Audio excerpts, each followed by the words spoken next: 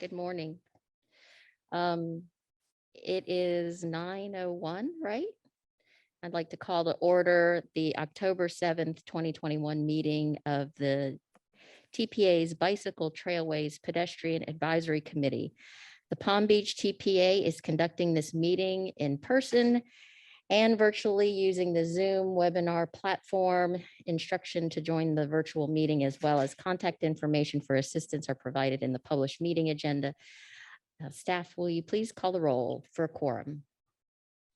Note that Jean just came in. Yes. So I just want to remind the in-person attendees to hit the button on the base, and when it's red on top, it means it's on. And if it's not working, we do have extra microphones. We had some technical issues yesterday. And then for my virtual attendees, if you can please unmute your microphones and then state your name if you're attending on behalf of a representative. Tracy Phelps. Present. Bruce Rosenzweig. Present. Craig Pender. Okay, he will be marked as absent for now. Ted Goodenough. Present. Joanna Peluso.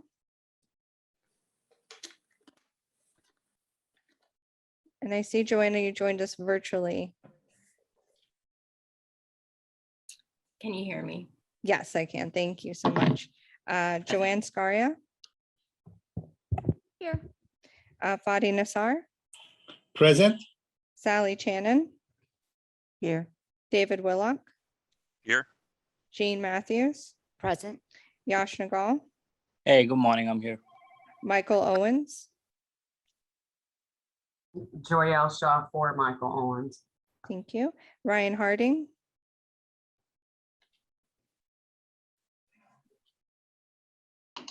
Here. John Roach. Here. Larry Wallace.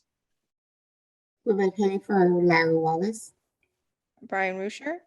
Here. Stephanie Thoburn. Present. We have a quorum, Madam Chair.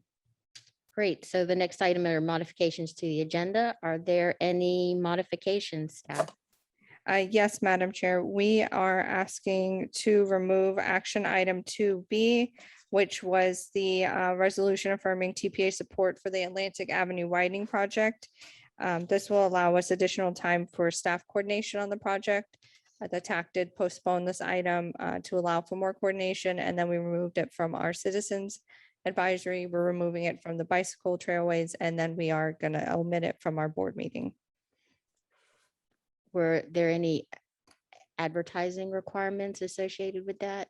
No, Madam Chair. So it'll come back to us. When do you think it'll come back to us? We plan to have it return in December. If something happens that delays the coordination for it to meet our December deadlines for agenda posting, then it'll be at our next meeting, which will be in February. Okay. Any other modifications needed? No, Item- Madam Chair, this that was item- the only one. Okay. So then the next item, Motion to approve. there we go. By Brian. First, motion by Brian. Do we have a second for the minutes? I'll second. Oh, I thought we were Oh, on the I'm minutes. sorry. I You- thought you were Brian, moving your ahead. motion was for the modification to the agenda. Motion to approve modified agenda. Oh, thank you. Thank you, Brian. I was moving ahead. So I have Okay. a motion by Brian and I missed the who seconded. I'm sorry. Do we have a That second? was me. Thank you, Bruce. Madam, We can just do a voice. okay. All those in favor? Aye. Aye. Those opposed? The modifications to agenda pass. Okay, now. Minutes. Are there any changes to the minutes? If not, can I get a motion? Brian, Motion to approve the minutes. do we have a second? Ted, for a second. All those in favor say aye. Aye. Aye. Any opposed? The minutes pass. Okay, so next is general public comments and public comments on agenda items. As a reminder, there are 3 ways to provide public comment for the meeting. The first is written comments that can be submitted online on the website, and those directions are provided in the agenda. Verbal comments can be made by virtual attendees using the raise hand button on the Zoom, and verbal and written comments may be provided by an in-person attendee submitting comment cards available at the welcome table at the reception area. Staff, are there any general comments that we've received? Not at this time. Okay. Seeing no comments. Comments from the board, general comments. Anybody have anything? I don't have anything in particular. Okay. So if you do, feel free to raise your hand. I'm sorry, Madam Chair. I do have that Ted raised his hand. Okay, perfect. Ted, Mr. Good Enough. I just wanted to remind any presenters that if you do have a graphic on your presentation, you'll want to describe it for those who use screen readers. And also, I wanted to thank Melissa for the wonderful interview we did, and then the great blog that she edited and still kept the content that was important, and let Melissa know that it's gone viral. I sent it to my supervisor. She sent it to the ADA coordinators of Florida, and they disseminated it to their constituents and employees. Thank you, Ted. And I appreciate the reminders at the beginning of the meeting. Perhaps you can do that more regularly so we can all remember, because I know at the end, sometimes it's too late when the presentation is already given. So I'd be glad to. the next item is the BT PAC liaisons report, and Alyssa is going to provide us an update. Good morning, everyone. It's great to see some people in person and others online. So I will dive right into this. We have received 18 out of 28 completed media release forms from committee members. This form will assist the TPA in creating photo and video highlights of work and accomplishments from the board and committee members outside of scheduled meetings. An example is actually what Ted said, being on the blog, which is great. This form can be downloaded on our website and after completion emailed to Margie. The TPA has also received 24 out of 28 responses to the committee member census, which collects members' race, sex, and age. This data will assist us in tracking committee diversity in accordance with state statute. The survey is also available on our website and in the liaison report. The FDOT will be holding a public hearing for the upcoming work program, which includes proposed projects within FDOT District 4 over the next 5 years. The meeting will take place on October 19th at 6:30 with a virtual and in-person option. More information is also available both in our liaison report and on our website and FDOT's website. And then lastly, the TPA has completed a report of COVID-19 impacts on transportation and potential actions to become more adaptable during similar pandemics. This can also be viewed on our website and will be provided a summary at the December meeting. This link, all the links actually are included in the liaison report. And these are just some highlights to the liaison report, the document that you have in front of you, and where is that one that's available on our website also does have a couple more things, so it's definitely worth checking out.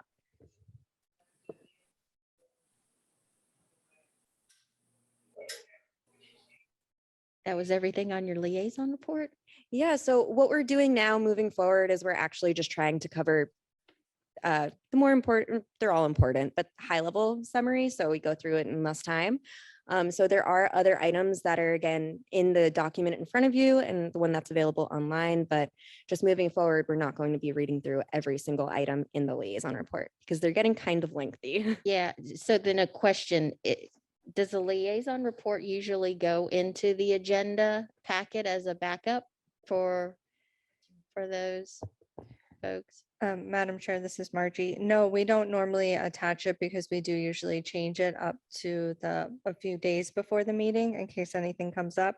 I Okay. did email it before the meeting and we do post it on our website prior to the meeting so that you have access both in your email and online to the full document. And it's a little bit easier to click on the hyperlinks we provide. Okay. It's just, there's always little nuggets of golden information in here that's good for the public to see. So just wanting to make sure people are able to get copies and understand what's happening. All right, so then the next item is item 2A. It is the amendment, right? I'm on the right one. Amendment to the TPA's fiscal year 22 to 2026 Transportation Improvement Program. And Jason Price, the TPA TIP coordinator, is going to present this today.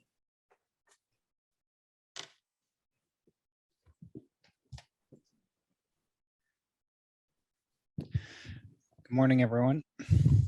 So this morning, I'm going to present the amendment number 2 to the Transportation Improvement Program. This will be a short presentation. It's a single project that is being amended. And as always, this is an action item that will require a vote at the end of the presentation and discussion. So TIP amendments come before you because a particular change has triggered a cause for an amendment, and those are listed on the board here.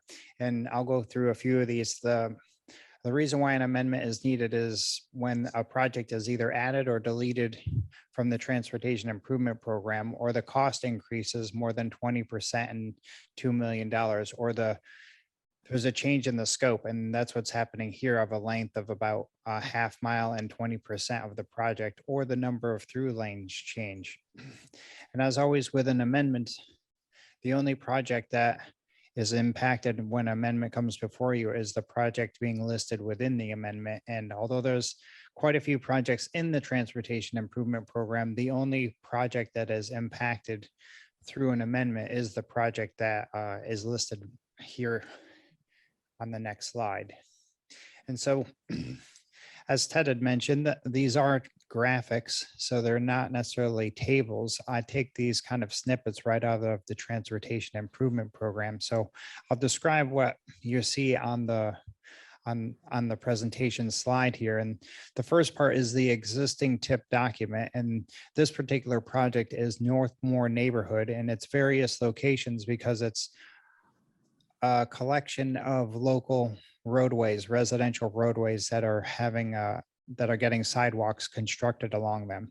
So the current length of the project is about 1.5 miles long, and it's changing to about 2 miles. So it's over a half mile in difference. And what had happened here was there's two particular roadways that were part of this project and scoped as part of the project. But I think through an administrative error, these two specific roadways was neglected to be included in the length of the project. So FDOT was required to submit an amendment. And I do have the specifics on the two particular roadways that were omitted from the project. And that is Greenwood Avenue from 39th Court to 45th Street, and 39th Court from Windsor Avenue to Greenwood Avenue. So those two particular roadways was part of the original scope of the project. They just omitted it in calculating the total length.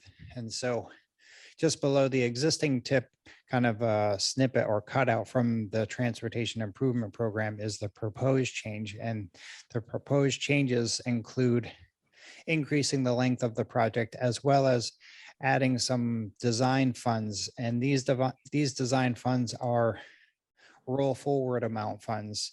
If you recall, last month, there was a roll forward amendment that I brought forward to you as a board, as a committee. And it's typically taking funds from the previous TIP document and rolling them forward to this current TIP document.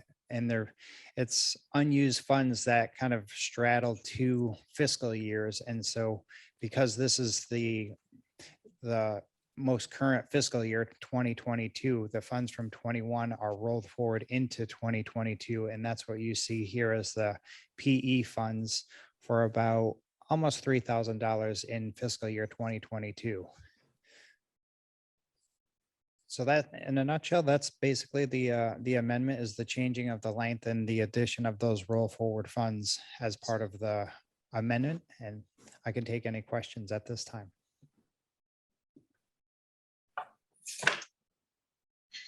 Are there any questions from the public?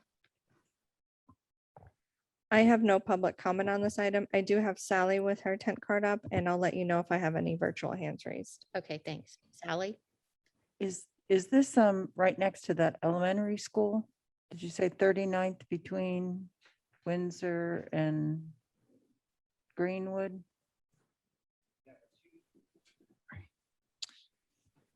Yes, the two streets are Greenwood Avenue and 39th Court. So those are the two streets, and the Greenwood Avenue, it's from 39th Court to 45th Street. And the other one is 39th Court from Windsor Avenue to Greenwood Avenue. Margie, do we have some? I have Ted and John.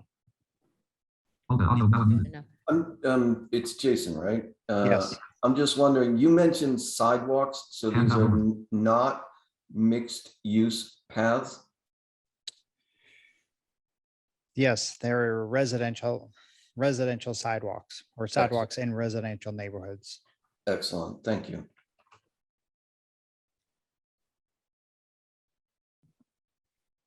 Okay, John? John? Yeah, just wanted to answer Sally's question. They are near Northmore Elementary. They're within the same neighborhood, just a couple lots away from the elementary itself. Not immediately adjacent to, but a part of that neighborhood, yes. Obviously, it's a West Palm project. I'll be supporting it, but again, it's for the amendment only, not the tip as a whole. So, thank you. Jason, are there any more comments? Do you have a graphic showing, the boundaries and how they changed? A map, perhaps? Because it would be helpful if we saw any of that. Yeah, I didn't put together a map of these specific locations, but I could follow up and probably go into Google and to go to these specific streets to where they are. I think it would help the next, when Yeah. it goes to the governing board, if you have something like that. If you give me a second, I can pull it up. Okay, thank you, Alyssa. I'm pretty familiar with the area, but sometimes you just have to visualize it, While they're doing that, I have another question. How is it that a half a mile, because I'd like to know this when I do one of my projects, we're adding basically a half a mile to the length of this project with not a significant amount of increase in costs. The cost was already incorporated for these two segments. They had just omitted calculating it as part of the total length of the project. Oh, I see. That's why we don't see an addition in length and an addition in construction funds. It wasn't it was just omitted, I think, administratively from the project, and it was a little error that was a half a mile in calculating the overall length. Okay, got it. Oh, okay. We've got a graphic up here, Jason, if you could explain it for those of us who can't see it all. So the two streets we're looking for are Greenwood Avenue and 39th Court. Is Greenwood at the top of the? So Greenwood, sorry, I'm going to jump in here. Greenwood is this corridor that you see my mouse going along. It's the north-south roadway on that eastern boundary of all of the blue lines. And then 39th is this east-west roadway at the southern extent of the blue lines. And that is the school that it's abutting? Okay, so Yes, that's then, the school. gotcha. So to answer our, okay, that makes sense. It was planned to be by the school. It was omitted basically as a scrivener's error, and it's being updated to include what was already planned for. Okay, thank you. Does anybody else have any questions or comments for Jason? We have a motion to recommend adoption of the amendment number 2. Move approval. That was Sally. Do I have a second? Brian, Second. second. Brian, second.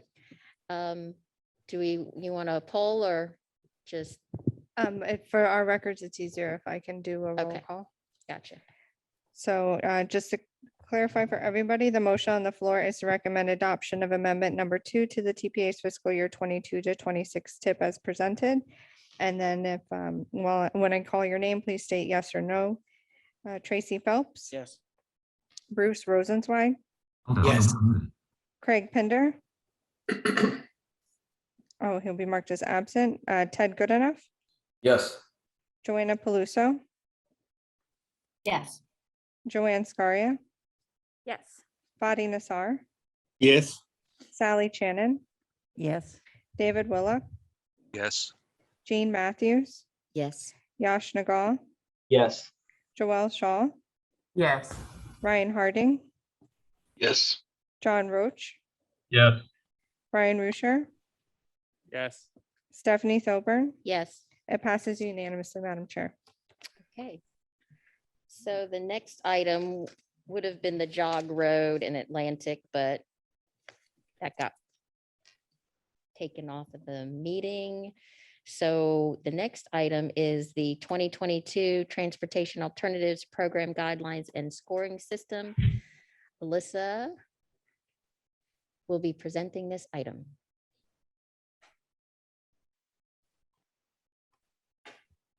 Just had to run and grab the clicker. Okay, so this is going to look very familiar to a lot of you. Just as a reminder, we did talk about this in March of this past year. So you'll see a lot of the things that we talked about reflected in these guidelines. So as an overview, the transportation program or alternatives program funds on and off pedestrian and bicycle facilities and safe routes to school projects.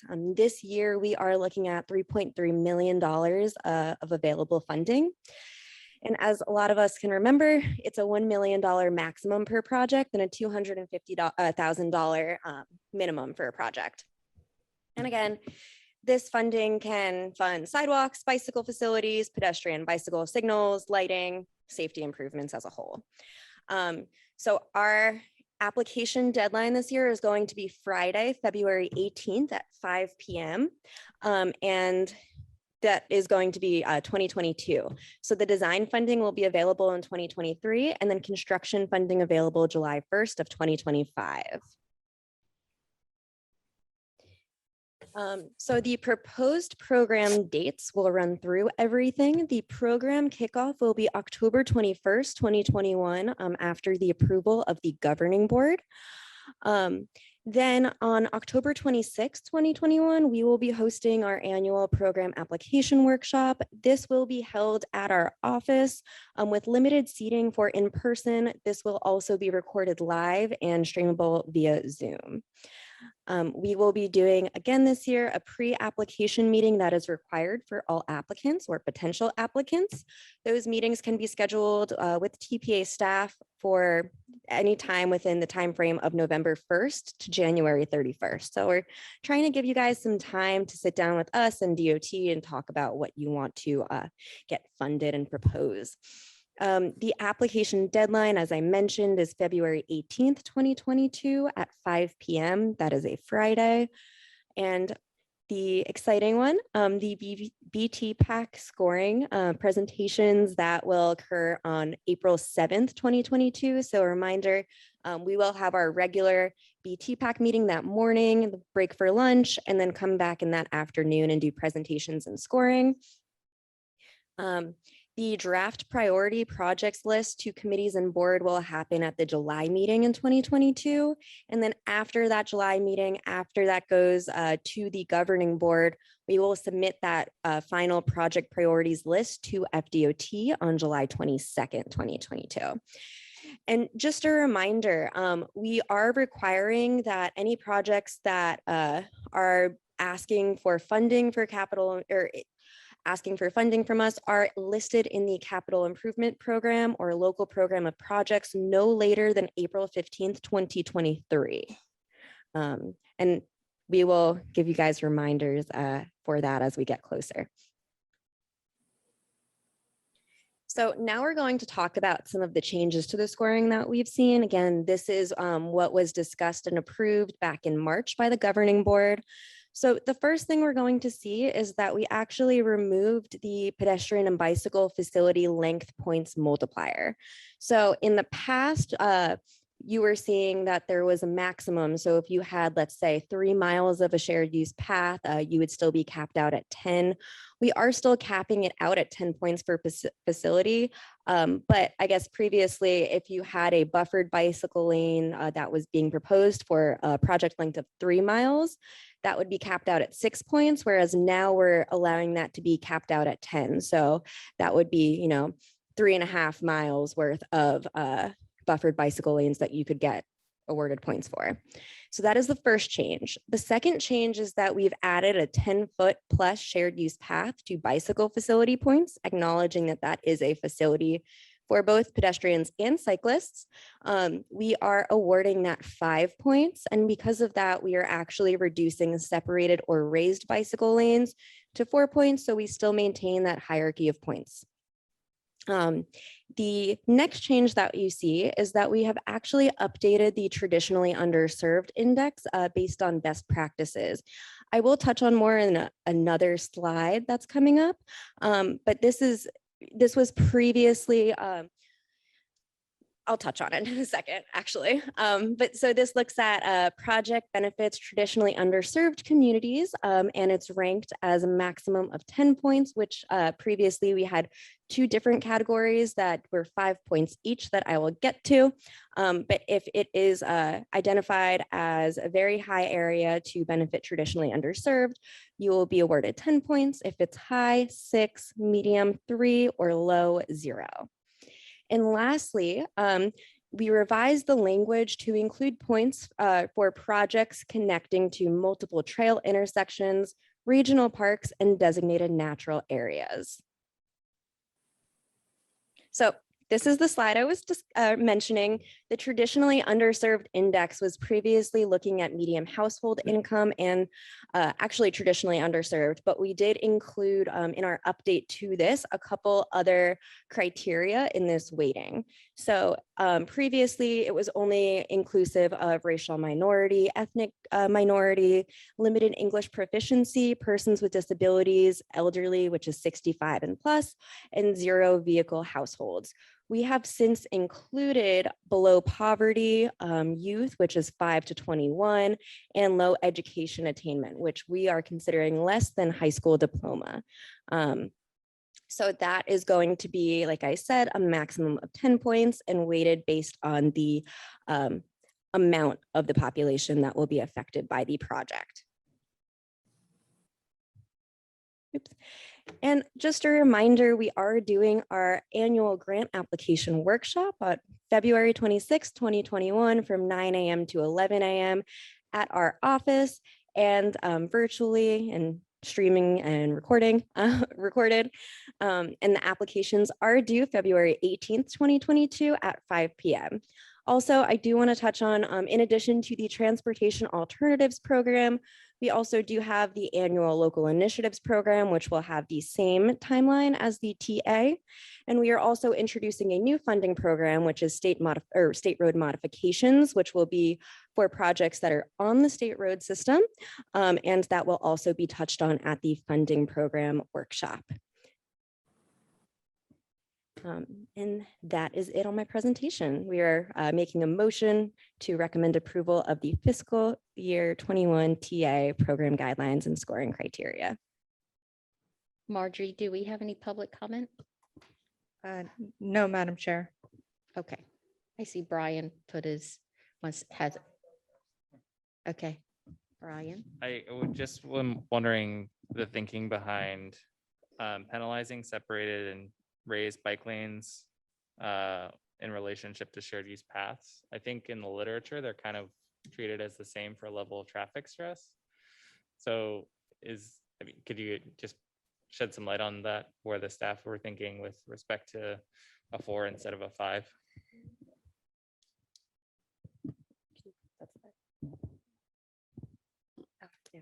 Yeah, sorry. Forgot I have the clicker. Sorry about that.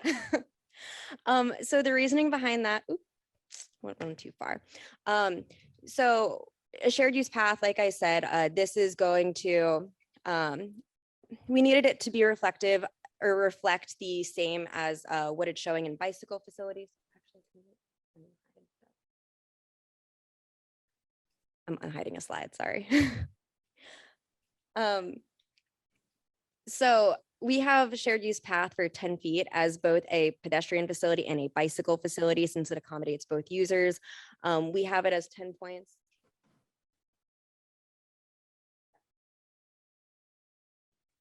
We have it as 10 points for both to maintain just consistency. The reasoning behind dropping it is, one, because a raised or separated bicycle facility does not accommodate both users.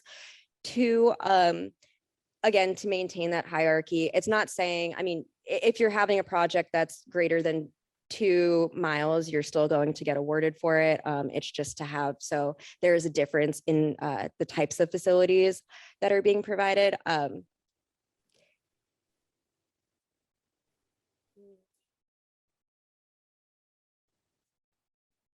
Sorry, I'm just trying to get the scoring slide on hidden.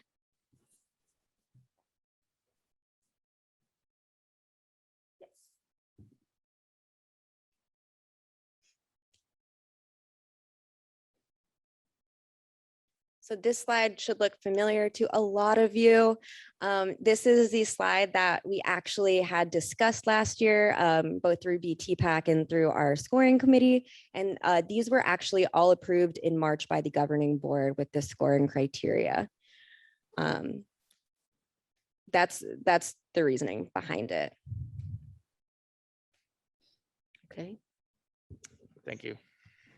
Jean. I'm sorry, Jean, can you use your microphone? Thank you. Can you pull up the slide on the underserved communities? What I'm wondering is the way I've traditionally gotten my data on these items was through the census tract. And so it's within 1 mile of the project site. Is there a method to get it if you have multiple census tracts that are within 1 mile, but they might extend like 1.5 miles or 1.25 miles out? Is there an easy way to get this data? So the data that we do have available on our website, and we can post it onto our data hub.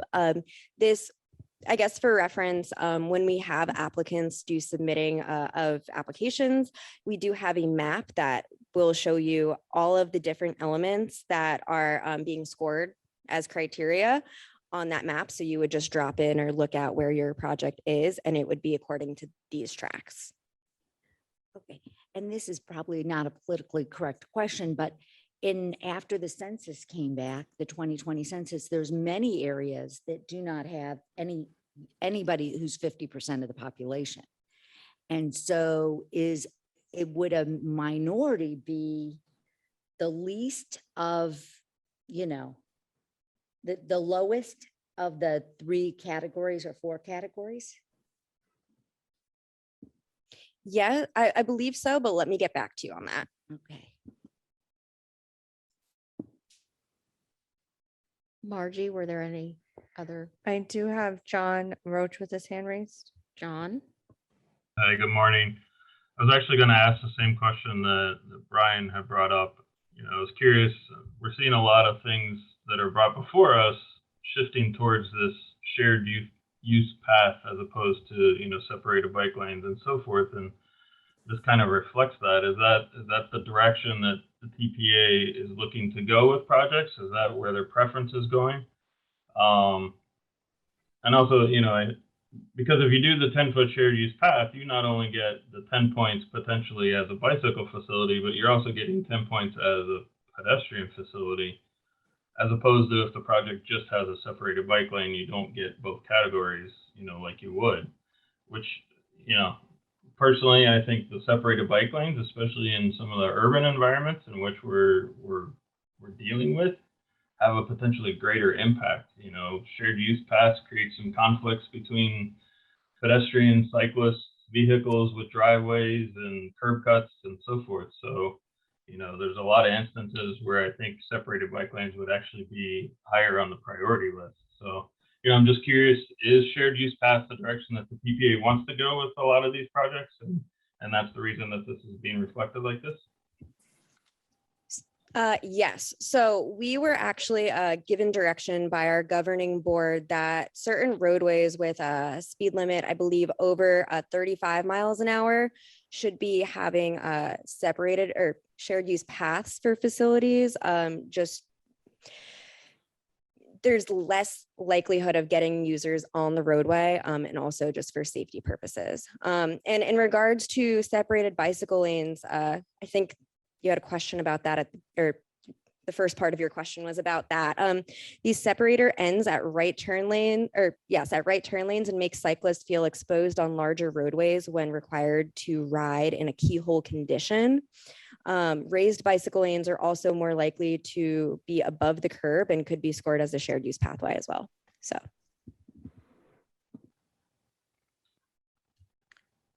Right. I'm just curious of what the position is regarding the shared use path and the flow of traffic, the fact you can ride against traffic, vehicles coming out of driveways aren't really looking for, cyclists coming that opposite direction and so forth. So, it's just my opinion, but I was just curious if that was a policy direction of the TPA. So. Okay. Do we have another? We have three more. Yeah. Who's next, Margie? So if John's done, then I have Ted, Joanne, and Brian. Okay. Mr. Goodenough. Yes, I'm vehemently opposed to shared use paths. It's hard to say.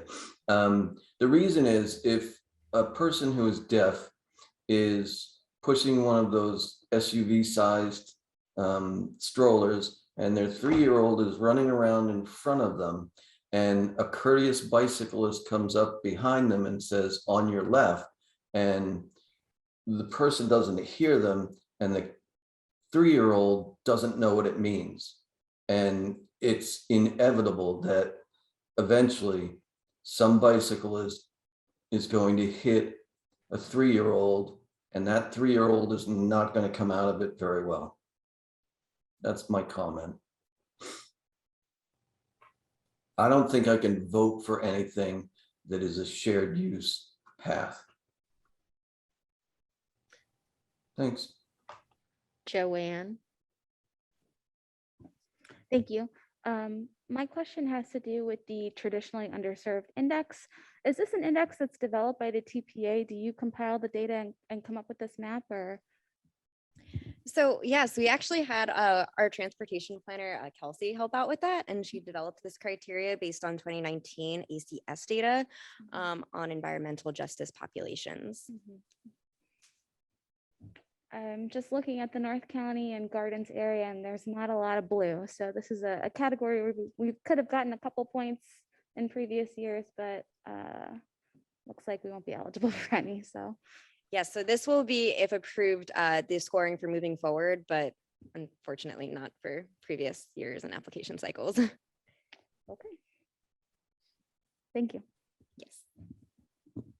Okay, and Margie, who was next to I O'Brien? just was gonna say, I don't see a major issue with the shared use paths versus raised bike lanes. I do want to just put on the record that, this could have some downstream impacts, especially for our more urban areas where you might not be able to fit as wide of a shared use path with respect to the separated bike lanes. They might be a little bit more compact with respect to the rights of way that we are dealing with. So I will be happily moving forward with a motion to adopt as recommended, with the caveat that, during scoring, we give a little bit more deference to the needs of the communities as they put in their projects as they come forward. So with that, I'd like to make a motion to move adoption if there are no further comments. Before we get there, I have one comment. Okay. It's okay, but I Forgot the chair goes last. I'm happy to hear you make that motion. One comment really is that could you footnote this section on project benefits traditionally underserved, and then footnote these criteria underneath the table so that they're available? I mean, so that they're right under the table and you can see how the scoring works when we get the score. Because, when we score them, we'll want to check the boxes and check the census data and all of those things. And then another comment, just while you were talking, Brian, about, not being able to get the scoring for a shared use path, but you would be able to probably get more, it's particularly in these more urban areas, you see more of the blue of the traditionally underserved, so that those points will then go up. And I think in the long run, what this revised scoring does is to further prioritize the need and the users to get the money, because while I'm up in Jupiter and Joanne and I are up in Jupiter and Palm Beach Gardens, we don't have as many, the number of population. So putting that money into the areas that has greater need is definitely valuable. So I can see that from a regional standpoint as a planner, not necessarily for my community, but understand, and we need to do what's best for the overall area. So we have a motion to. I'm sorry, Madam Chair, while you were talking, or before you started talking, Fadi raised his hand. Okay, and Fadi. while you were talking, Jean raised her 10 card. Yeah, I have a question regarding traditionally underserved index. I mean, for us to try to evaluate different project, is there like a GIS map where I can locate a project and get a combined index for those? How does it work? I mean, before we kind of fill an application just to have an idea about the worthiness of certain projects. Sure. So what we typically do, so right now, if you look at our funding website, if you look at our transportation alternatives website, it's still showing stuff from last year. We will update this actually immediately after our governing board meeting in a couple weeks. At that point, you will have a link on that website to a GIS map where you will be able to see all of the scoring criteria that will also include this. And I think Kelsey is coming up to the podium to touch on something very quickly.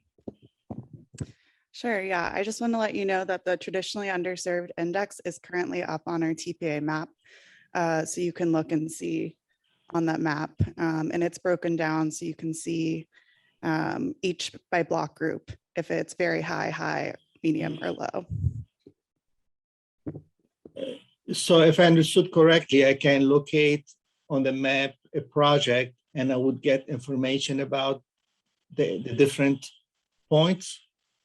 Or is it more about I need to do for every category I need to add up? Or Margie, or Alyssa, do you think you can pull that map up so we can see it? Just so we Madam can. Chair, I'm sorry, if you can bear with me. Thank you. And I guess it is also worth noting that all of these components will be available on our performance measure platform as well. So that will all be able to be viewed at there. Yeah, and the performance measures platform is also, once we have that up, going to show each block group it'll show the traditionally underserved index like is shown here. And then it's also going to show each indicator separately. So you can see that as well. Okay, so we do have to kind of add them up and come up with a total score. No, you won't, it'll show that just for your own, in case people want to know, but the index is already calculated here, so you don't have to do any of that calculation. So if you Okay. click on a block group on the map, it'll show the very high, medium, or low score, which is what corresponds to the scoring, or to the TA scoring. Okay, thank you. My other question, I know we talked about it before. When you measure length of a project, is it a one-way or a two-way? If you have sidewalk on one side, how does it account versus sidewalk on two sides? So it is the measurement of a one-way. It's the length of the roadway segment.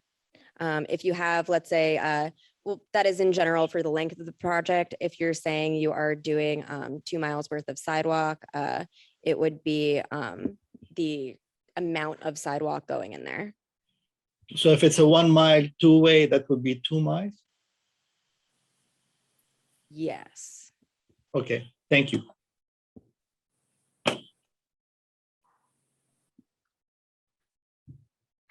Who is next, Margie? I have Jean, and then I do have another hand raised, but I Okay. lost control. I need to go back. Jean. Fadi, you asked all my questions, but and thank you for the clarifications. I just want to say that this tool is amazing because I write a lot of grants and I'm going to be able to use this tool in other applications. So it's quite an undertaking to have developed it. Thank you. It is. It is. And did I see Joelle? I did have that, but she lowered her hand again. Oh, okay. Yes, I'm sorry, but Fatty had asked a question that I actually wanted to know about. But just quickly, the footnote that the chair was referencing, is that just a comment or will that be incorporated? She was referencing, she would like to see a footnote. So, oh, sorry. No, go ahead. Since that was their request, if we can do that. Yeah, We can incorporate that, the definitely. intent was to list Yes. each of in the table, what the points were, just so we have that. And then when we click on it, we can click on that wonderful tool and know Yes. immediately what it is. So we can definitely include that as a footnote to the scoring. Would you like the weight in there as well, or just the names of what was included in that? It would be good to have the weight as well. And that, so just so we can just look at it and understand how. Okay, we will definitely make sure to include that. I have Bruce with his hand raised. Okay, Bruce. Yeah, thank you. I just have a fundamental question about the scoring system. Is there a threshold score that needs to be attained for any given project to be moved forward, or is it based, we send projects ahead to be implemented based on how much money is available? I don't know. So thank you for that reminder. And I guess I can definitely touch on that since we do have some new members from last year.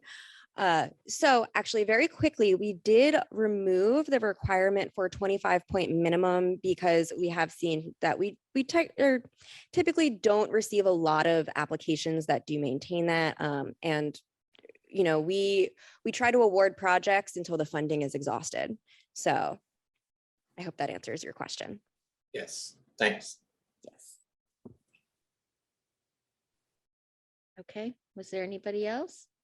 And we had a motion from Brian. Yes, just to clarify for me, Brian, your motion is to recommend approval of the 2022 TA scoring with the caveat that during scoring that the BT pack has allowance to adjust the scoring to meet the needs of the community?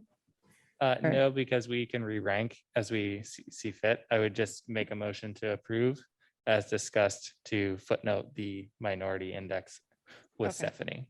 Thank you. Thank you. Do we have a second? Ryan Harding, I second. Ryan Harding, second. And then I did have Sally raise and lowered her tent card. I don't know if you want discussion after the motion. Sally. I was wondering, and I'm glad to hear that the 25 point guideline was removed. Was anything done to clarify, for example, the addition of lighting that would change the range of use of a facility versus giving points for a brand new facility that comes in, or any other similar improvement to a project that would increase the utility of an existing project?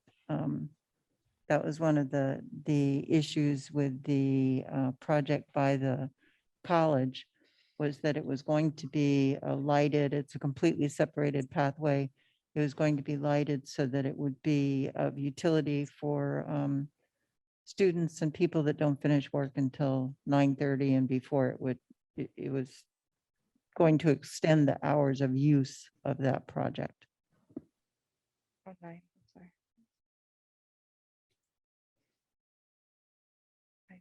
This one? I did see, I mean, while they're talking, I did see that the existing criteria says provides project lighting in dark unit crash location but it's not new. And that was for 5 points. I'm not, if that helps. So we did not add any criteria this year for lighting to address something. I believe you're talking about the El Rio Trail lighting project from Boca Raton from last year. At this time, we have not included anything. We do still have the score item in there, though, for a project improves lighting along a Vision Zero crash corridor. But like I said, at this time, we have not included anything specific to adding lighting to an existing facility. Okay. Margie, do you mind polling everyone? No, I don't mind. I always pause because as soon as I say there's no more hands, someone raises their, oh, let's see. Sally, are you raising your hand again? Yes.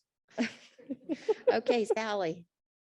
I do want to say that I am going to vote in support of this. I'm disappointed. I think that some of the basic issues that came up last time with having a project that was a very good project, fortunately brought forward by a local government that has plenty of wherewithal to bring something to the TPA and bring it up and bring it forward and get what everybody agreed was an excellent project in spite of the fact that it scored something like 20 or 22 points in actual under the additional scoring. So I'm going to support this, but I do want to say that I hope the committee will continue to look at ways in which there can be something that's put out publicly in public notice to encourage communities to bring forward projects that they're going to have people like Jean sitting back in their offices scoring and going, we have no chance of doing this, but we'll encourage them to know that if they have something that doesn't fit into the checkbox, but is a good project and good for their community, that they will bring it forward and be able to argue for that. Okay, And I have Ted with his hand raised. Mr. Good Enough. I am not going to support this because for the disabled community, there are so many bad things about shared use paths, and with them getting that much weight, I can't go along with it. If a cyclist pass a person on the autism spectrum and doesn't have the courtesy to say on your left, it could startle that person and throw them into a seizure. If they don't have the courtesy to say on your left to a person using a guide dog or a white cane, it could startle that dog, and you never know what's going to happen in those cases. So I'm not going to support this. And I was brought in to support the disabled community. So therefore I cannot support the grading system. That's all. Okay. Anybody else? No, Madam Chair. Okay. So Marjorie, if you're ready, yes. the motion on the floor is to recommend approval of the 2022 Transportation Alternatives Program Guidelines and Scoring System with the change to include a footnote. So when I call your name, please state yes or no. And my staff will help unmute you if you have any issues. Tracy Phelps? No. Sorry, No. No? Okay, thank you. Bruce Rosenzweig?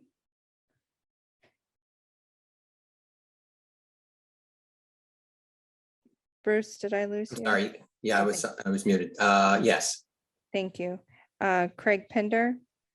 I don't believe he's joined us, but I just want to double check. No, so he will be marked as absent. Ted Goodenough? No. Joanna Paluso? Yes. Joanne Scaria? Yes. Fadi Nassar? Yes. Sally Shannon? Yes. David Willa? Yes. Jean Matthews? Yes. Yash Nagal? Yes. Joelle Shaw? Yes. Ryan Harding? Yes. John Roach? Yes. Ryan Rusher?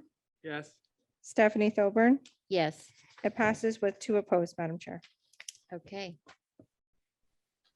All right, the next item is a resolution requesting timely submittal of FDOT's fiscal year 2023 to 2027 draft tentative work program. There's 2 items associated with this. One is the resolution, and then I see the other one is a presentation from the Turnpike folks. Do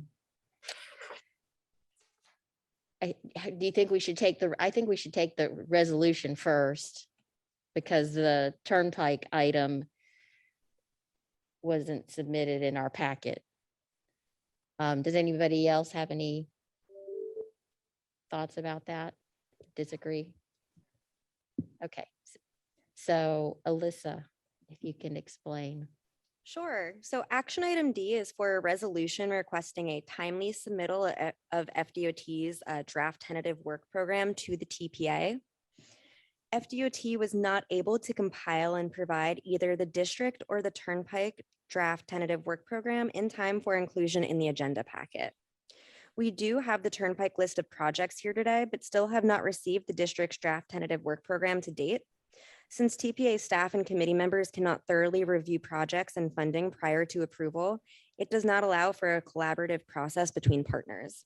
Attached is a draft resolution requesting timely submittal to the TPA to facilitate a thorough review process.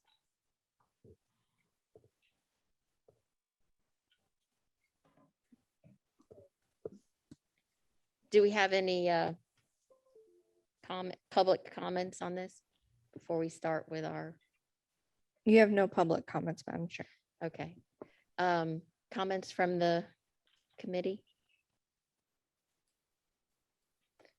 I have, okay, go ahead, Jean. Motion to approve. Okay, well, I have one comment. Or question first is, in this resolution, is there a specific time frame in which the TPA typically requests the submittal of the work program?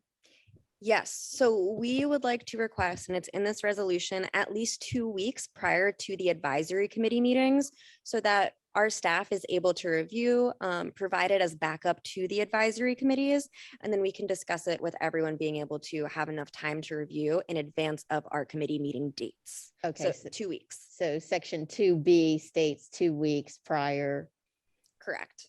to advisory committee meetings to allow adequate time of TPA staff. Okay, got it. Is there any, while we're here, is there any requirement or interlocal agreement between you, the TPA and FDOT in order to ensure that happens, or is this just a friendly reminder that?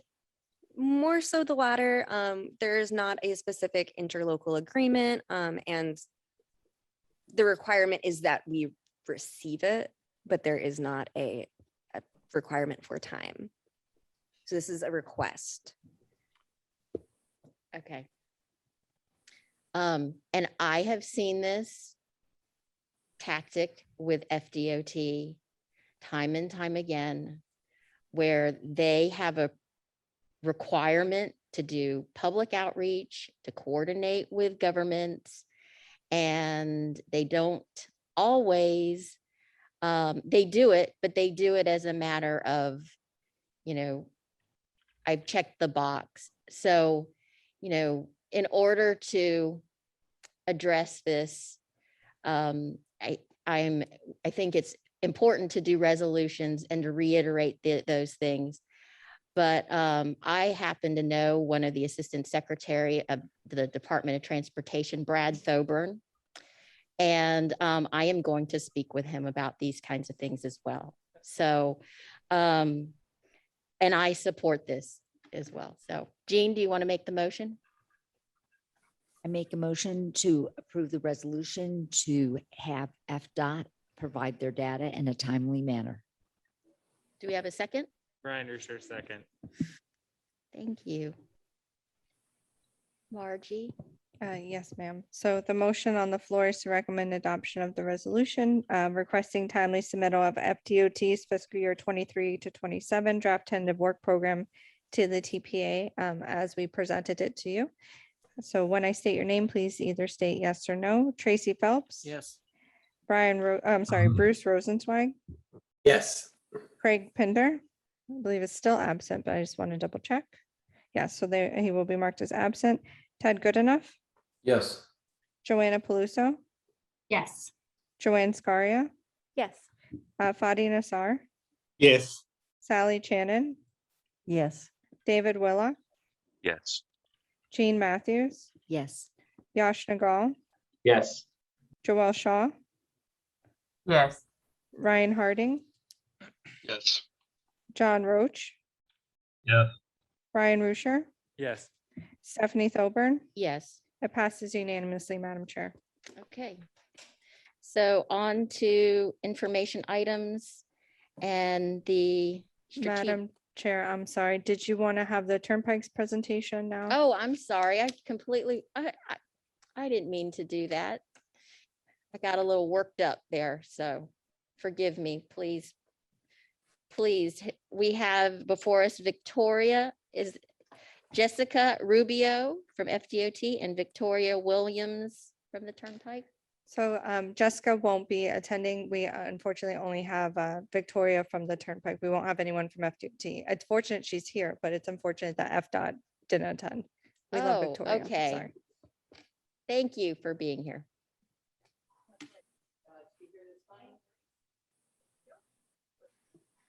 Lights on. My pleasure to be here this fine morning. Victoria Williams. I'm an FDOT employee. I work for the Turnpike. Florida's Turnpike is like the 8th district. You have the districts that provide you with your local and CIS type of opportunities to fund projects. And the Florida's Turnpike system has provided information to talk to you about today.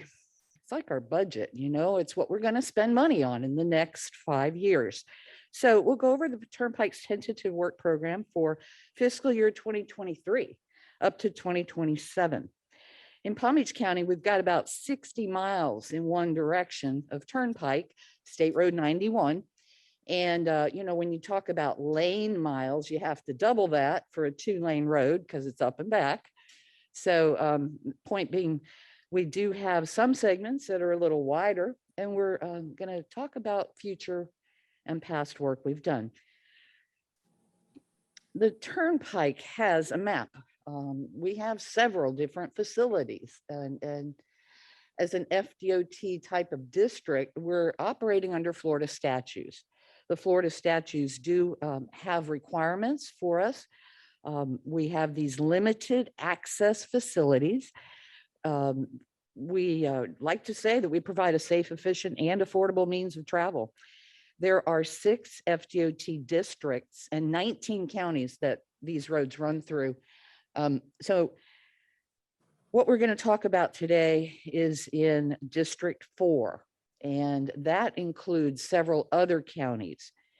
Our work program document that we provided is a summary of projects, and I'll hold this up to see, has this been provided to the committee?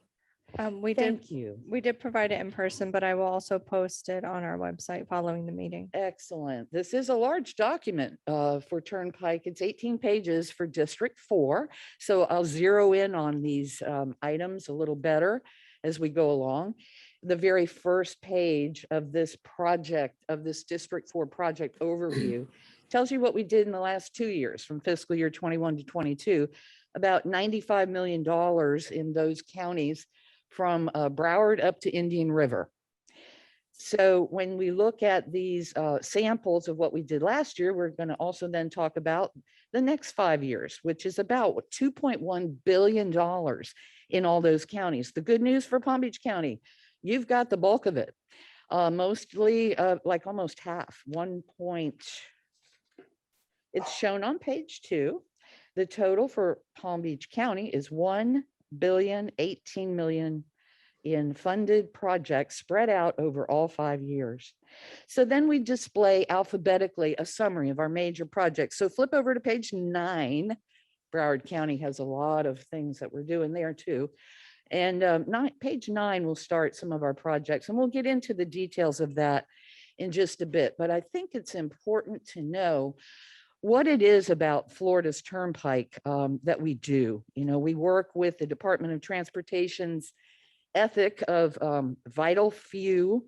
These core areas are to improve safety, number one, enhance mobility, and inspire innovation. We like to say we're also fostering the talent that we're using in our staff. Our mission is to meet the state's growing transportation needs, ensuring value to customers that use the limited access facility. We're also protecting investors, and we're trying to manage this turnpike in a business-like manner. That's why it's called an enterprise. With that mission in mind, let's look at slide 4. This discusses revenues and expenditures for Florida's Turnpike. We do not collect any revenue from gas taxes or other types of taxes that the district funds projects with. This slide will illustrate that we collect revenue through user tolls and concessions at the service plazas. So according to our bond covenants, the Turnpike must pay for operations and maintenance costs first. Keep that roadway safe. This includes the cost to collect and process toll payments. Then we must pay off debt on those bonds that are issued to construct major projects. I want to note for you that due to our very high credit rating, the Turnpike has historically benefited from some of the lowest borrowing costs in the toll industry nationwide. Then we'll we will invest this revenue into renewal and replacement, such as a resurfacing project periodically, or other type of recurring improvement, guardrail, etc. Finally, we're going to use our remaining funds to pay for capital improvements, such as widenings or interchanges. Slide 5 out of 7 talks about the various ways that we determine how to prioritize what we're funding. This is very dependent on the project type.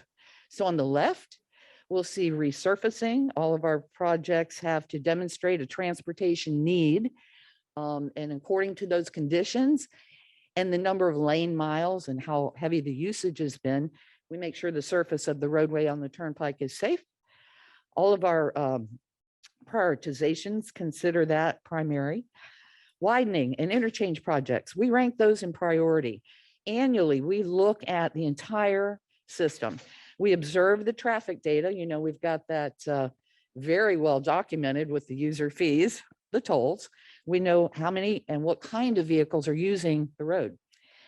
Expansion projects. We also project, just so you know, to see what kind of growth patterns there are. We work with local planning agencies. We see what kind of projects are coming up, and new cities may pop up in a county.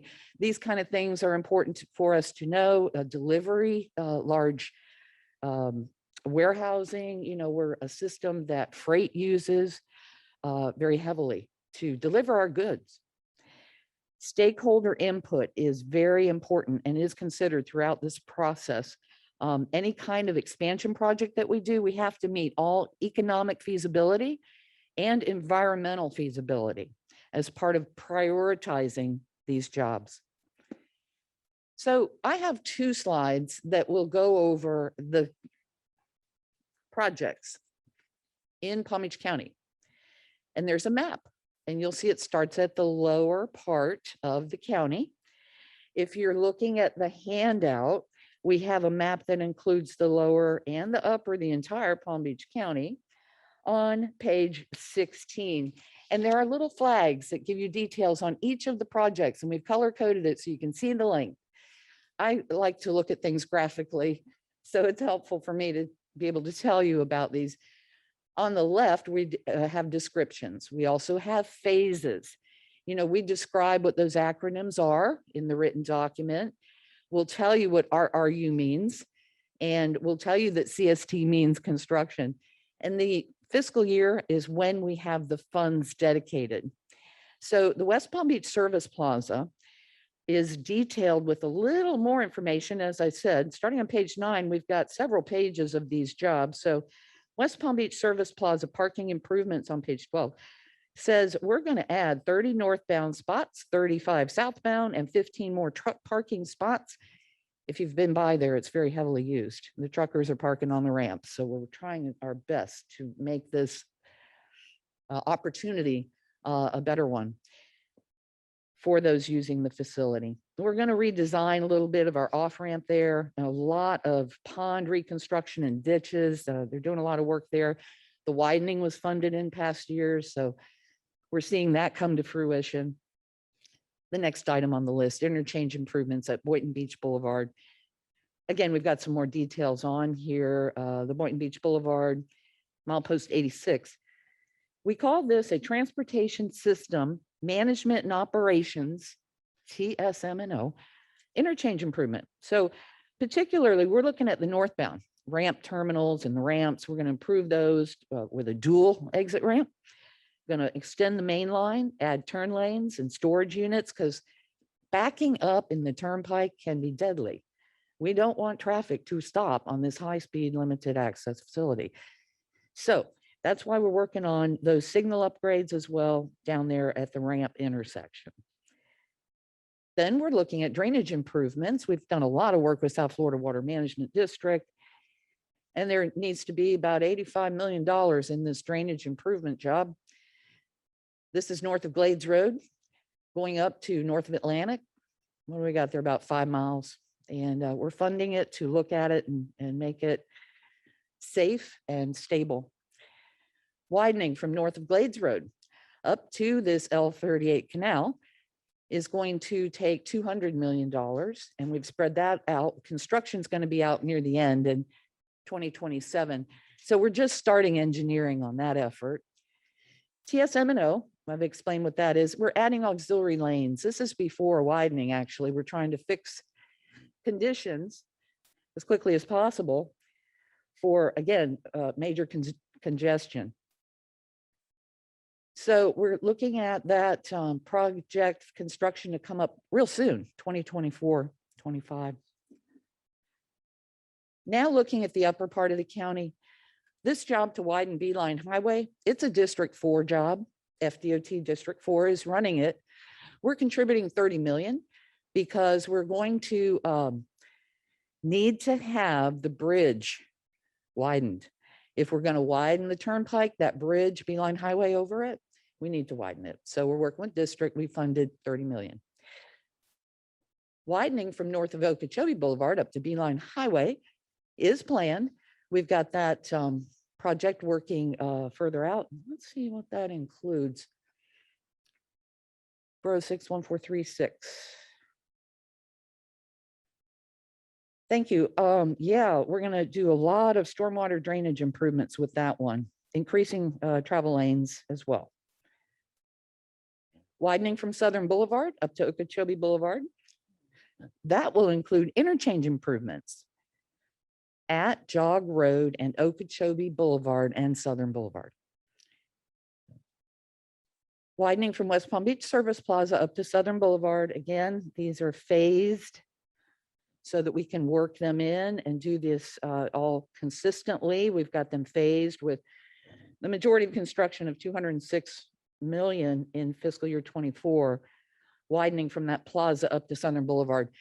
And again, as a driver, it pretty much slows down there pretty badly. So we're wanting to widen that as quick as possible. Well, I think this is my last slide. This tells you the website. You can click there and learn a lot of great info about the work program. You can download the District 4 public hearing report and get all of the Turnpike monies that are spent, all of the district monies that are spent, so that we are very transparent for the public. Well, I do appreciate your time on this fine morning, and I wonder if there's any questions. Do we have public comments on this item first? No, Madam Chair, and I do have 2 virtual hands raised and so far 2 10 cards. Okay, who's Jean? Excellent presentation. Thank you. And I love driving the Turnpike. So from Broward to Glades, the ultimate build out is 8 lanes.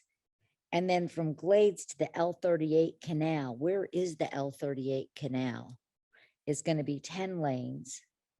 And then it jumps from the service plaza to Beeline back down to 8. And then from Beeline to Blue Heron to 6. Is there any reason that we don't just go, knowing the growth that's happening, just go 10 lanes, the entire length from the Broward line to the Blue Heron?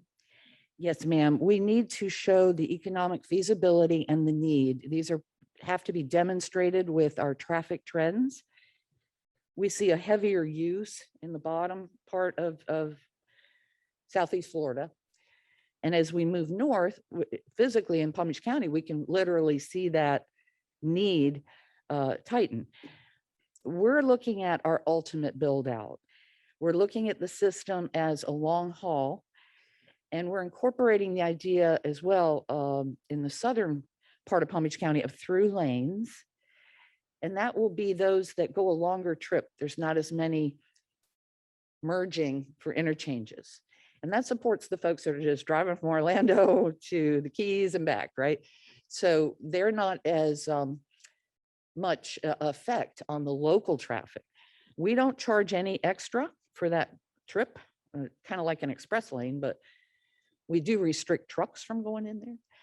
And we don't see a need really at this point to move it forward. And Palm Beach TPA's long-range plans also don't forecast a need at that level yet. But some of these we're looking at trying not to impinge on right away. We're keeping our lines, and we do have a gas line to deal with. So we're trying to configure and stay away from the gas line on the east side and work with those partners to get the best we can from that system. When we look at planned new development, et cetera, we want to know usage. We want to know how can we support the community's needs. So when some big Amazon facility, et cetera, comes online, we know that they're working with local planning organizations. And we do also look at the TPA's long-range plans and what needs they think are going to be there for freight to use our system, let's say. At this point, that's what we're dealing with. We've got some fairly well-established residential up in the northern part of our county, correct? And so as we move even further, starting at Jupiter, we had a 37-mile segment from Jupiter up to Fort Pierce that we were analyzing same way to see what kind of growth, get with the locals, and let us learn more about that area. I hope that's been helpful. It has, and I have a couple other questions. When Broward to Glades is going to be 8 and Glades to the L38 canal is going to be 10, it's never a problem to go wider, but I know, how do you successfully reduce 2 lanes? Like it's fine when you go through the Boynton toll plaza because it all just comes out kind of as a big area and then you just find your lane. And so that works, but I'm wondering, are these gonna happen, these lane reductions at toll plazas, like where you're driving through? So you have to slow down so you have an opportunity to get in a lane? I'm glad you brought that up. We are removing toll booths and taking away the ability to pay for your toll in cash. We feel that's more environmentally appropriate. Cars aren't slowing down. It also keeps traffic moving. Electronic toll collection has become mainstream. The very least expensive way to pay a toll is to have a transponder. And using that transponder to pay your toll, it's a prepaid toll account. There's no service charge at all. But folks that are just driving without a transponder will get billed. It's a little higher toll rate. And there's also a administrative fee to mail it. So we highly encourage folks to look at the opportunities there. We're also looking at interchanges where we're removing those booths, enhancing them, letting traffic move better. The removal of it at Glades has been a very well received by locals to keep folks moving at that intersection. Then I just have one comment. We here work with trails. Dyer Park at the Beeline Highway has a lot of trails. Then we have Winding Water. They have a lot of trails. Solid Waste Authority, they have a lot of trails. And one of the things we're looking at is connectivity between the Dyer Park trails and the Solid Waste Authority trails. At some point, there's like a railroad bridge tunnel that'll open up, but not for many years.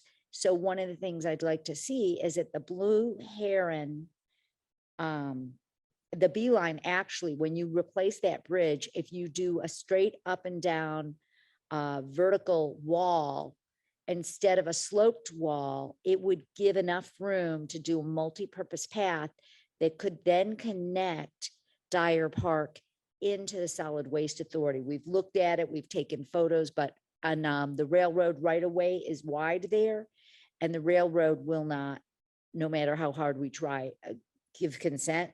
Maybe it'll change in future years, but if we change that wall, then we would have room, and then we can do trail connectivity. Interesting. I appreciate you talking about that. These jobs are planned fairly far out, but it's a great time to work together and discuss those possibilities. My last question is, will everything happen at once? Or is it, I'm just thinking about commuting, or will it be phased? Phased. Okay, Yeah, and you thank you. can see that with our funding, and that's a great point. There's been a lot of disruption when there's construction, but we've kept the main lines open. Frankly, during COVID, we found an opportunity to really shut down a couple of facilities because of the lack of use. People were staying home, and get some projects really escalated. Instead of a 3-month, oh, you got to let traffic keep going by, we just shut her down. It took like 2 days. It was incredible, the savings for things over the main line that have to shut down. We keep all of the work that we can to reasonable times and try to avoid disruption. But the funding, you'll see how we're looking towards timing that in the future. Yes, ma'am. I appreciate your input. I'll get with our project manager and just see and find out. But I know it's way early before we can incorporate any design such as that. But the district is actually running the job over at Beeline, and that's who I'm going to get in touch with right away and see how we can work with your thoughts on that, Ms. Matthews. Thank you. Okay, Sally. Okay, Jean took care of one of my questions.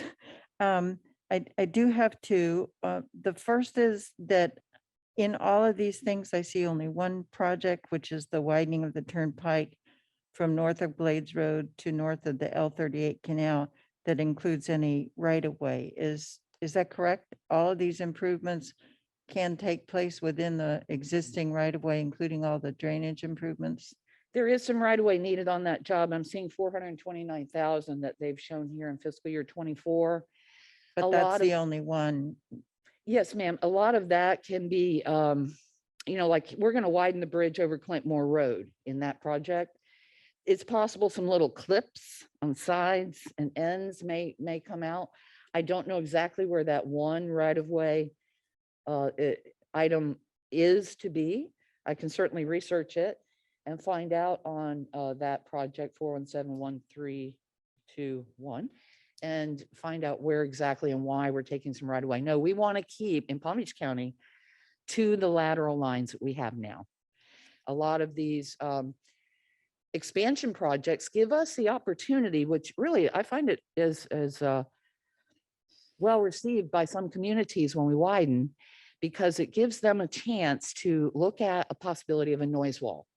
So sound walls, noise wall, abatement, we can't just go out and put them up. We can analyze and put them up if they're needed, if we widen, if we add capacity. So a lot of this developments have put up their own walls because they're like, oh, the Turnpike's been that way since it was built. And they came in after we were built. So now that we're thinking of widening, when we do that, we analyze the noise and where is it going? And there may be a community that gets a noise wall that didn't have one before. We look at the qualifications there. A lot of great material on that on our website. Yes, ma'am. Okay, no, I saw that was the only one that had right of way. You talked about a number of these things where there's going to be drainage changes or drainage improvements, which are required with widening. And so my interest was really more that is intended to occur all within the existing right of way. That's correct. And some of it may be with South Florida Water Management District, because that segment from Lake Worth Road going south that you see, they are actively every day pushing the dirt around there. That canal on the west side had really kind of encroached into the Turnpike right away because of just hurricanes and water and all of the things that happened to ditches. So we're working together to retain it properly so that when we widen, we're sure we've got a good foundation there. Okay. The other question was that I did not see any mention in here about this. I know there's a project looking at at Indian Town Road where the Turnpike and I-95 are very close, and that's a horrendous situation both for traffic and then for trying to get any bicycle pedestrian pathway through that barrier. It's a nasty area to navigate. I know that one of the proposals was that there might be an interchange that would occur potentially in Martin County. I don't see any mention of that in here. Is that because that would be an I-95 funding thing, so it doesn't even show up on the Turnpike radar? Or is No. that because that's been sort of abandoned as a potential No, ma'am. solution? No, but thank you for bringing it up. I wanted to tell you about the very last page on this 18-page document. We are showing things that we haven't funded construction. This is kind of just taking a look, seeing what we can do. So the PD&E study for a new interchange on the Turnpike to connect with I-95 is shown. It's in Martin County. It's the last item on the list. And I'm pretty excited about this one because Indian Town Road is the cut through. You know, people are using it to get over from one facility to the other. I do it. I think it's very handy, but it's an impact on the locals that we recognize and we see the volume. So we're looking at trying to make it connect seamlessly. And looking at Indian Town Road, you've got some very important environmental issues to consider. So going north from Indian Town Road, you know, we've got the beautiful park. We've got the Jonathan Dickinson, right? And that abuts the side there. We've got the wild and scenic Loxahatchee River. We've got the very huge span of the Thomas B. Manuel Bridge that goes over that Okeechobee Waterway. And those we can't work well with to put this crossover. We want to protect them. So we had to continue a little further north and it ended up being in Martin County, but around milepost 125, it's near Martin Highway, is where we're proposing a direct connect. Don't even get off, don't hit an arterial. You come right over and you swing right in. and you're on the other road. Fort Pierce, at the end of that 37-mile study, same thing. They're using it as, it backs up so badly in evacuations. And we don't like that a bit. So we're working also on that end. There's not nearly the volume, but when you have an evacuation, it gets very crowded there. So we're also analyzing what can happen. And you'll see on this page, we've got 3 other preliminary engineering efforts, a PD&E actually too. Maybe we'll put up a new interchange at Hypoluxo Road. That's something that we will take a very close look at. We're going to look at it starting in the year 2026. Widening from Beeline going north to PGA. That is not on our funded construction list, but we're going to see what kind of volume we have. Maybe we need more than the lanes we thought we did to add. And then going up, you see also that north of the L38 canal to north of Atlantic. Man, that's only 2 miles, but there's significant amount again of us, the infrastructure for us to look at and tighten up. So that's some of the things in Palm Beach County and Broward. We've got a few others dealing with sawgrass. And if you're interested in seeing the other counties, it's all detailed in that summary. Okay, if we could, Sally, do you have any more questions? We can move on to No, the next. no, that was it. Jean had mentioned the possible impact that they could have in their bridge construction crossing over Beeline. Yeah, I Highway. have more on that, but I'll wait till the end. Margie, I have 2 virtually. I have Bruce and Fadi. Bruce? Yes. And just a quick one, does FDOT have a position, or are they considering anything along the lines of charging stations? Yes, sir. We have charging stations already. I haven't been on the road for a couple of years now. So. Oh, good. Well, if you get the chance and you care to see, we have set up, or even virtually, floridasturnpike.com. You can take a look and see some of the investments that we have made in electric charging stations. They've been installed. Tesla started the effort 2 years ago with some of their charging stations coming in. Now we have additional types of charging stations. I understand there's fast charge and trickle charge, and there's some options. I was even going through the Port St. Lucie Fort Pierce Service Plaza and noticed we have recliners. You put a quarter in and you get a little massage while you wait for your car to charge. That's just one of the type of features in our service plazas. We try to maintain gas there for emergencies, keep that roadway moving. We have a lot of safety PPE kind of equipment for those using the fuel stations. The restrooms and the food facilities are mostly open now, socially distanced and masked. Okay, thank you. Bruce, did you have more? Should we move on to No. Fadi? No, just that one. Thanks. Fadi? Yeah, good presentation. Thank you. I have a question. I mean, when I worked in Broward, I used to use the Turnpike every day. I take Southern and then get on the Turnpike. My question is the connection between Southern and the Turnpike. I know in the old days, you had to have a very weird shape of ramps because of the toll plaza. And you don't need it. I mean, now it's all electronic payment. Why wouldn't it be a simple kind of diamond interchange instead of having to go half a mile up and half a mile down? I mean, if you think about it, people spend 20 cents at least in gas to do that. Plus, if it's a truck, maybe it's about 50 cents to just go up and go down. You have to, have a signal. So you have to wait to make a left turn. And so it's both kind of wasting of gas, wasting of pollution, instead of simply having a simple ramp over, over the canal. So I hope the Turnpike, will start kind of looking at these weird interchanges you used to have in the past and see if you can really simplify them.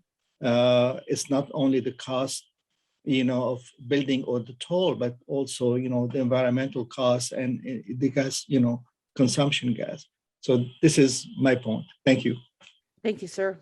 I appreciate that input and I will take it back. This is an opportunity that we are looking at all kinds of ways to enhance those interchanges. Jog Road, I think we're going to make it a 4-way instead of just 2. Thank you. Was there any other comments? Because I have some. I did have Jean raise her tent card again, but that's all for virtual. Okay, Jean? Just real quick, I know you're working with county planners. We've had rezoning applications come in fairly recently. Southern and 20 Mile Bend is an application for 1.2 million square feet of warehouse. Atlantic and the Turnpike, there was discussion of another 1 million square feet of warehouse. And the Moroso track has already had an application submitted for warehouse. So with online shopping and all the online delivery trucks, it's something to consider. Thank you. We are very aware of the increase in the freight traffic. We've seen that consistently, even throughout pandemic. So we're happy to support any efforts we can relating to that, including turning distances. If we see a volume, we want to be sure that the big trucks can make a corner. We're not trying to make it too tight, like that turn at Southern that Mr. Nasser mentioned. It's a tight turn to get in there. Thank you. Anybody else before I start? Okay. This board is related. Our work is on bicycle, pedestrian, trailways, multimodal systems. So one of the main goals and visions of the TPA is to provide a safe, efficient, and connected multimodal transportation system. What is the Turnpike and these billions of dollars worth of improvements doing to improve our multimodal transportation system? That's just a very general thing. And then let me give you some examples of things that when I look at this program, and Jean touched on some of this, and we've talked about it in the past, some things like bridge replacement, not just in certain locations. It's throughout our system. And we, was it 2 years ago, passed a resolution to send to the Turnpike. The TPA presented this when there are plans to do these changes, to make sure that the systems, that what you are doing doesn't prohibit the future of multimodal shared use paths, even things that we haven't seen before. Maybe these electric transit systems that Elon Musk is doing in Fort Lauderdale will become something that we don't want to preclude. So making sure that as part of these billions of dollars of research and construction, that we don't box ourselves in. For example, the one that Jean brought up, but also in Jupiter, we can't make that connection from our greenway system under the Turnpike because there's a 4-foot clearance to get to the Okeechobee Lake Trail through Riverbend Park. So systematically, what we're asking is to, when you do these PD and E studies and look at all this, I know your focus is on the vehicle, but please think about how we can make these multimodal connections. Please give us information ahead of time so that we can spend time to look at it, because there's a lot of detail in this that I just got today that I would like, and I'm going to talk about some of it, but I'd like to make sure we see these again, because there's a lot of big decisions that can affect not just, the next 5 years, but 10, 15, 50 years from now, and how our children and grandchildren will be able to use transit and not just get in the car, use their bikes, be able to walk, and I think that, some of that stuff, as well as the drainage, you talked about drainage improvements at Glades and Atlantic and all these other ones. These are real opportunities to instill landscape infrastructure so that you're not just doing a monotonous use, single purpose use program to drain and deal with stormwater. It is an environment, it is an opportunity for us, and we can no longer have the luxury of just creating these drainage systems just for the transportation that we, that gets the most money. We need to come up with solutions that include the environment, making sure we're resilient and sustainable, and including these trailways and shared use paths. I know Ted doesn't like them, but some of us do. But it is a collaborative and complex effort that needs to be thought of together. So I encourage you, please give us this stuff ahead of time, and please come back, because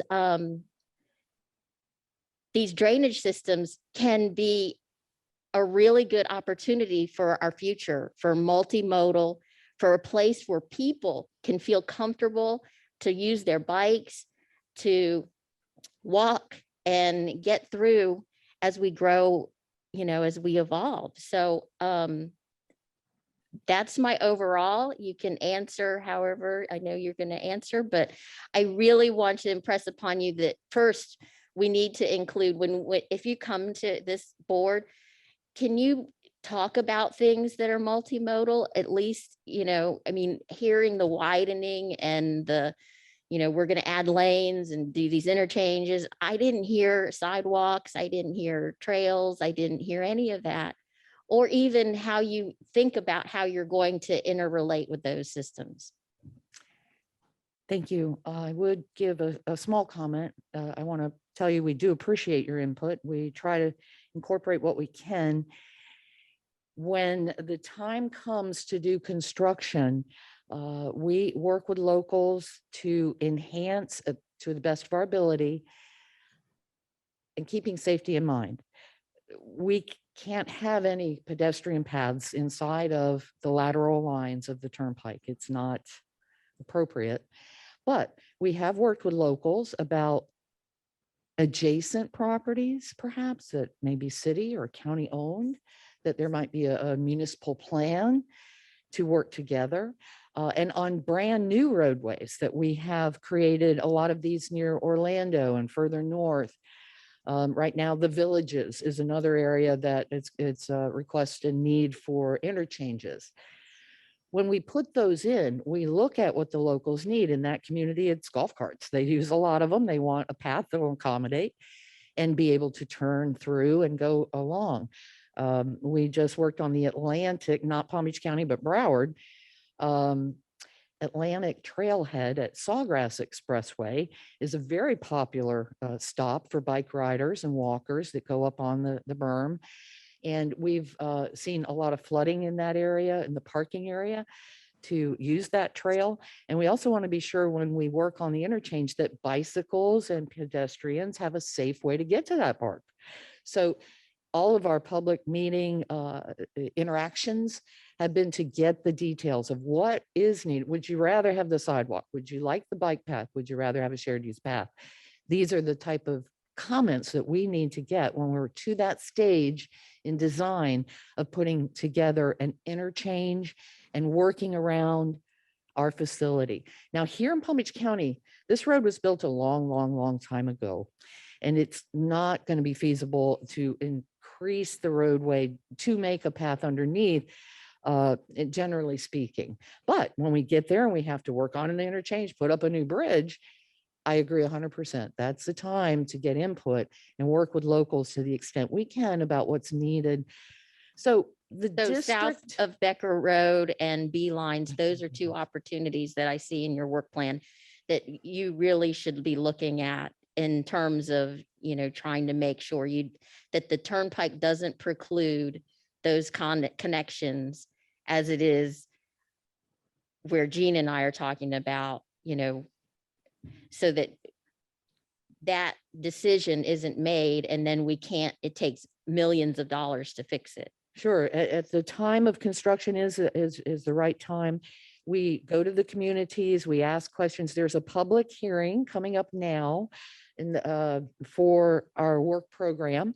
And it's going to be given an opportunity for everybody in the public to participate in person or at online.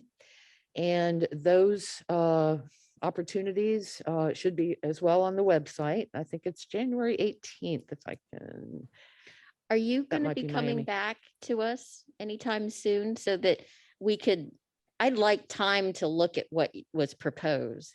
That's great. I know our work program process is like for the district, I think October 11th is when they get their final numbers. So timing wise, they're kind of restricted statewide with what we have to do. And your understanding of this is probably there. I'm not saying something that you probably don't know already. But so our entity looks at the legislature and offers what our work program will be. That's why we call it tentative. And we're given those allocations. The district has even more work to do because they have a lot of grants. They have a lot more sources of income that they're divvying out. So I think October 11th was their date, which isn't coinciding with the early meetings that are being held at Palm Beach and no meetings in November. So when this goes up in the legislature, rubber stamps and says, okay, no, yes, maybe, we will have gotten the input from everyone. That's why I'm here. I apologize. I don't have my sister agency District 4 representative here is to give you more details, but the website will show you even further district jobs that will have a lot more sidewalks. It will have all of what you're looking for pedestrians, bicycles in your county. And please give us input. Attend that virtually. Go to that public meeting. Tell us what input we can make and influences that we can have. It does depend on input from communities. I'm not normally at the bicycle and pedestrian meetings. Frankly, the Turnpike's restriction of having people walking along in this high-speed corridor is clear. But where we have an opportunity is with transit. We don't charge additional to a transit bus to use a through lane. And even right now, express lanes do not charge transit buses any fee to use those facilities to encourage use of transit. And we are hoping that by providing us a very timely and on-time ride, that more people will use transit. So that's the role that we see for the Turnpike with these statutory restrictions on how we can spend the money.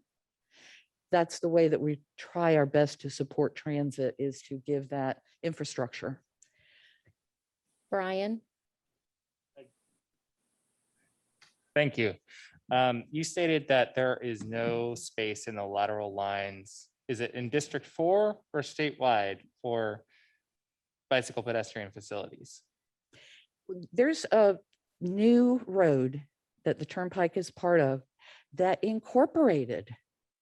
Right, that's what I'm shared use getting at, path. because Brand new road, all of the, yeah, there's an existing 50-mile trail okay. in DOT district enterprise right away, which I worked on. It was, I mean, I worked on the extension for it. I'm well aware of the Suncoast extension, which, you know, also incorporated an extension of that pathway. So I think it would be a little bit premature to say that that these facilities could not necessarily fall within the district enterprise right away. That being said, the district is very clear about not wanting to maintain them in those areas when they are expanded. I see. So I think that when the opportunities arise, and I know that when I was working for the state, the Environmental Service Decision Management Program, I think is what the acronym was, did not necessarily make it all the way to the, you know, to every agency that should have been reviewing them. So if you could just make sure that the TPA is aware and involved in those decisions whenever they receive it, that way they can share it maybe with the TPA board members for their comments, might be one means to help make sure that all of the entities are receiving the opportunity to review process. Sometimes that's primarily what it was, is that the contact point was out of date or something along those lines. Oh. That's where the hiccup typically happens. And sometimes those comments that Jean and Sally offered, and, you know, Stephanie hammered in on. I think those opportunities get missed sometimes when the people aren't at the table or given the opportunity to review. So thank you for your time. I appreciate it. I didn't realize how much money was going into Palm Beach County. It's kind of eye-opening. And when you think about it, I think that there's definitely room for a little bit for the considerations for bicycle pedestrian facilities and amenities. So. Quite a few users of our facility, and because of the constraint of development in Palm Beach County along our roadways, that's very prohibitive dollar amount to expand, and it's really not within the Florida statutes for Turnpike to do. But we do work with our sister agency, FDOT district, Brian, to bring these up when we encounter them. Yes, Great. sir. Okay, so are we done with that item? Do we want to move on to the next? Thank you, Victoria. You're welcome. Please keep us in mind. The next item is the strategic plan action 6B, modify the TPA committees to support TPA initiatives. And this is an amendment, draft amendments to the operating procedures of the BT PAC. Alyssa. Yes, so Stephanie stated it. This is an information item that will come to you again as an action item in the future. And this is to modify the TPA committees to support TPA initiatives. So this is modifying the operating procedures of the BT PAC. So the purpose of this is, like I had just stated, to modify the TPA committees to support TPA initiatives. And this is in our strategic plan, and it's action item 6.B. This is to ensure that the committee reflects a broad cross-section of pedestrian and bicycle safety advocates. And part of this change is to actually change the name from Bicycle-Trailways-Pedestrian Advisory Committee, or BT PAC, to the Pedestrian Bicycle Safety Committee, or PBSC. The draft changes to the committee's role actually updates what would be PBSC, the role to advance those elements of the Palm Beach TPA's Vision Zero action plan oriented around pedestrian and bicycle safety. And this will also allow us the ability to address other matters and concerns when directed by the TPA or the PBSC. So this is still maintaining the role to look at pedestrian and bicycle facilities, but with a safety lens. The draft changes to the committee functions are very similar to what they were. The committee will continue to review and provide recommendations to the TPA governing board regarding applications submitted through the annual Transportation Alternatives Program, including the ability to rank projects, the TPA's long-range transportation plan, priority project lists, transportation improvement plan, and unified planning work program, other TPA-led transportation plan studies and reports, transportation plan studies, reports, and project designs presented to the TPA by partner agencies, regional transportation plans, studies, reports, and projects, and other items of interest determined by the TPA or the Pedestrian Bicycle Safety Committee.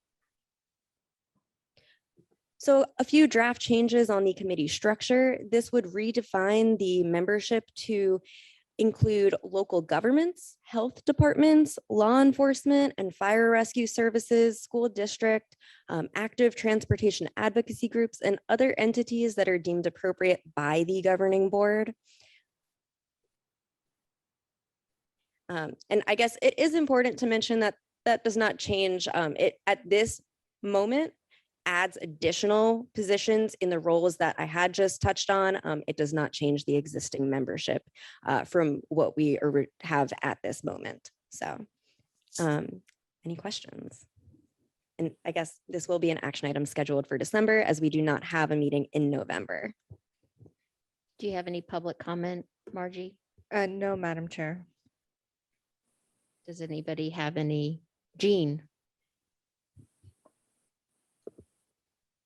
I have concerns that we're taking trailways out of our name because I think we do weigh in on trails and I think we worked hard to modify the scoring so that some trail projects could be approved. So this does not change the scoring at this time. This again just puts an emphasis on safety, which is in line with our Vision Zero action plan and our long range transportation plan and our mission and vision of the agency. This was actually a best practice from around the state and a request by the governing board in the strategic plan to focus our existing bicycle and pedestrian committee on safety elements. So again, that's not removing trailways from potential projects or anything, but it's just again, zooming in our focus on safety. So if there is like a shared use path or trail somewhere, that is another way for active transportation users to get around. That's not saying let's not talk about that or look at that, but again, just focusing our goals and what we're looking at as a committee on safety of active transportation users. Margie, I have Body with his hand raised. Bobby. Yeah, my question is, do we have currently a representation from law enforcement and fire rescue? At this time, we do not have either. So this would be opening up the opportunity to get those types of representatives on our committee. And I mean, their input is very important to our review on safety. So I think I agree. I think if we want to focus on safety, then we need those two agencies to be part of our group. Thank you. Brian, I would echo what Fadi said with respect to having a law enforcement and fire department representative on the proposed bicycle pedestrian safety committee. Just for clarifications purposes, if the MPO had the responsibility required through at least the Sun Trail program to rank projects, that this committee would still have that responsibility for ranking under this proposed modification? yes, so this does not take away any responsibility from the organization to rank proposed projects like that. It again is just emphasizing the emphasis on safety. But again, part of what was mentioned, and I will pull it back up on the screen. So the committee structure, back one. So the function also does allow the committee to review and provide recommendations on other items of interest that are considered important by both the TPA governing board and by the committee. Okay, thank you. anyone else? I do not have any other hands raised. Okay. Well, we ready to move on to the next item then? Administrative items, FDOT scheduling reports. It's informational only, no staff presentation. Does anyone have any comments or about these administrative items that are listed in the, are they listed here? Where are they? In the They back? were, yeah, they were attached in the backup. And then, Madam Chair, I don't have any public comments on that item. Okay. Anybody? We're all ready to go. Is that what it is? So the next meeting is in December. So happy Thanksgiving to everyone. And the next meeting's December 2nd. So with that, can we adjourn? Yes. All right. Thanks, Thank you, everybody. everybody.